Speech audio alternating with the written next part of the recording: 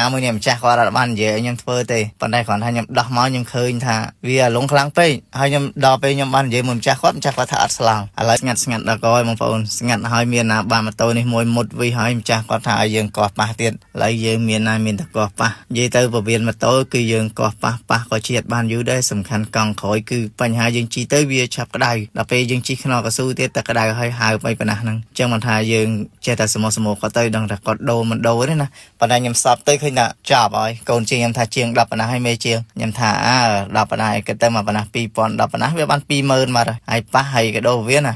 សួរកូនជាងខ្ញុំលេងអញ្ចឹងណាពូប៉ះមិនជាប់ទេតដូរពវៀនហ្មងយើងរៀបចំដូរពវៀនឲ្យគាត់ទៅព្រោះយើងគិតថា10 20ប៉ុណ្ណាហើយនិយាយលេងប៉ុណ្ណឹងតែឥឡូវយើងចូលទៅស្ទាបសបកស្ទាបឲ្យម្ចាស់គាត់ថាវាមានបញ្ហានៅមានបលាឬក៏មានវិសអីនៅជាប់នឹងទៀតអត់ព្រោះឥឡូវយើងមានតែនិយាយជាមួយម្ចាស់គាត់គឺដូរពវៀនហើយម៉ូតូហ្នឹងគឺបញ្ហាមុតវិសហ្នឹងគឺអត់តាស់ទេបងប្អូនហើយសំខាន់ម៉ូតូយើងទៅពេលធ្លាយបងប្អូនយើងចង់និយាយថាយើងគឺពិនិត្យមើលទៅបើថាធូរភ្លាមយើងដាក់ឆ្ទោកដាយើងពិនិត្យមើលសិនបើសិនជាយើងចង់ប៉ះគឺយើងដាក់ឆ្ទោកដាហើយយើងពិនិត្យមើលថាតើមានមុតអេកូឬក៏វីអត់បើយើងធ្លាយភ្លាមអញ្ចឹងគឺអត់មានបញ្ហាធ្លាយច្រើនប៉ុណ្ណាទេសំខាន់ខ្លាចតែយើង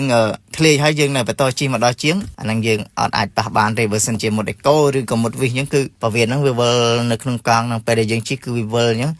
ងវាចាក់គ្រប់កន្លែងដល់ពេលចាក់គ្រប់កន្លែងអញ្ចឹងគឺយើងប៉ះក៏អត់កើតដែរមកដល់ជាងគឺមានតាដូរមួយមុខទេប៉ុន្តែខ្ញុំថាដូរល្អជាងព្រោះពវៀនឥឡូវយើងធូរថ្លៃដែរវាយើងដូរទៅក៏ល្អដែរណាបងប្អូន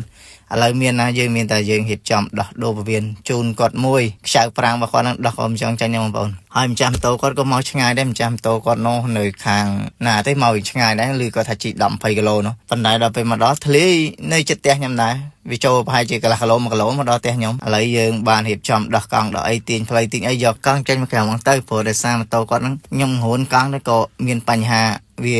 ឡោកដុំដែរបងប្អូនឥឡូវខ្ញុំបានដោះចេញមកក្រៅឃើញតែស្បែកប្រាំងឃើញតែដុំរបស់គាត់ហ្នឹងគឺវាមានបញ្ហាឡោកឡើងអាលងឃ្លក់អីហ្នឹងម៉ូតូហ្នឹងវាតរស្លង់បើអត់ស្លង់ក៏មើលទៅក៏អត់កើតដែរបងប្អូនដំណោះស្រាយមានតែស្លង់មួយទេបងប្អូនបើយើងអត់ស្លង់អត់កើតទេកង់កូនជាងខ្ញុំវាមកចត់ដែរវាស្ទាបនឹងក្នុងហើយវាមិនអស់ចិត្តវាមកស្ទាបខាងក្រៅទៀតមុននឹងយើងដាក់ពវៀនចូលការពារកុំឲ្យមានបលាជាប់ពវៀនថ្មីមួយទៀតតែជាប់ពវៀនថ្មីមានទៀតដឹងដាំអំបិលហើយបងប្អូនថ្ងៃហ្នឹងអញ្ចឹងអត់ឲ្យជាប់ទេគឺយើង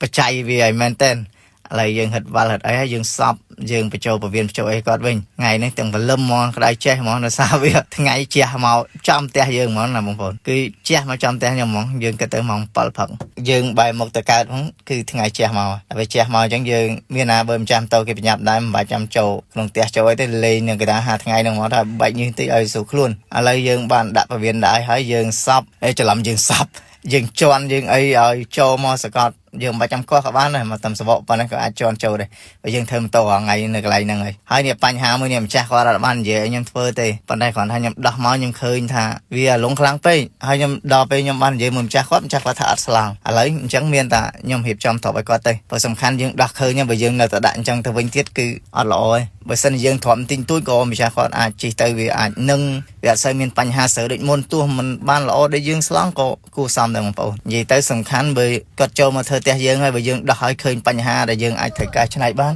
យើងកែច្នៃឲ្យគាត់ទៅបន្ទាប់ពីហ្នឹងមកយើងបានកាត់កំប៉ុងកាត់អីហើយយើងចាប់ផ្ដើមរៀបចំវាយអីគាត់ណាដែលយើងវាយម៉មដែរហ្នឹងព្រោះយើងកែច្នៃគេប្រយ័ត្នតែវាយបែកដឹងថាចប់ហើយប្រហុកហើយបែកដឹងថាប្រហុកហើយអត់មានសាច់កោទេឥឡូវយើងវាយមួយគាត់ទៅសំខាន់យើងធ្វើមកយើងប្រយ័ត្នប្រយែងអញ្ចឹងណាព្រោះយើងធ្វើយើងប្រយ័ត្នយើងអត់ប្រយ័ត្នអត់កើតទេព្រោះឥឡូវបើយើងវាយហើយយើងចាប់ផ្ដើមរៀបចំបញ្ចូលរៀបចំឲ្យគាត់វិញព្រោះគាត់ណាយើងធ្វើប៉ុណ្ណឹងគឺម្ចាស់គាត់ថាជាងធ្វើអែមណាស់ជាងអត់ស្លង់ឲ្យវាយឡើងណែនផ្អើវាថាយើងមើលទៅយើងរួនទៅអត់មានឃើញស្រើអត់មានឃើញអីអញ្ចឹងណាចាស់គាត់ថាប៉ុណ្ណឹងដឹងកាន់ឆ្នាំទៀតហើយប៉ុណ្ណឹង